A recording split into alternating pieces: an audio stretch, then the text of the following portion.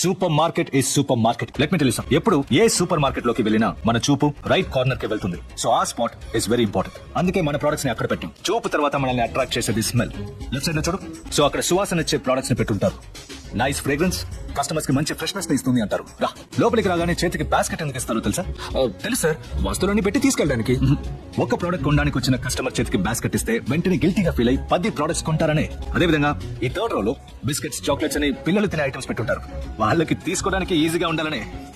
అత్యవసర వస్తువులైన రైస్, పాలు, పప్పులు వీటన్నిటిని చివరన పెట్టుంటారు. ఎన్ని ప్రొడక్ట్స్ ని దాటుకుని అక్కడికి రావాలి కదా. సో నువ్వు క్యాషువల్ గా అటు ఇటు చూసి నీకు కావాలనుకుని వేరే ప్రొడక్ట్స్ ని కొనేస్తావు. ఈ సూపర్ మార్కెట్ లో విండో చూసావా? లేదు సార్. క్లాక్ కూడా ఉండదు. ఏ లోపలికి వచ్చే కస్టమర్ కి టైం పోయేది తెలియకూడదు. అది మాత్రమే కాదు, అన్ని సూపర్ మార్కెట్స్ లో లోపలికి రావడానికి ఒక దారి, బయటికి వెళ్ళడానికి ఒక దారి. కస్టమర్స్ కొనడానికి వచ్చినవి మాత్రం కొనుక్కుని వెళ్ళిపోకూడదు కదా. వీటన్నిటిని మించి బిల్ కౌంటర్ కి పక్కన పిల్లలు ఇష్టపడే ప్రొడక్ట్స్ ని పెడతారు. బిల్లు వేయడానికి లైన్ లో ఉన్నప్పుడు కూడా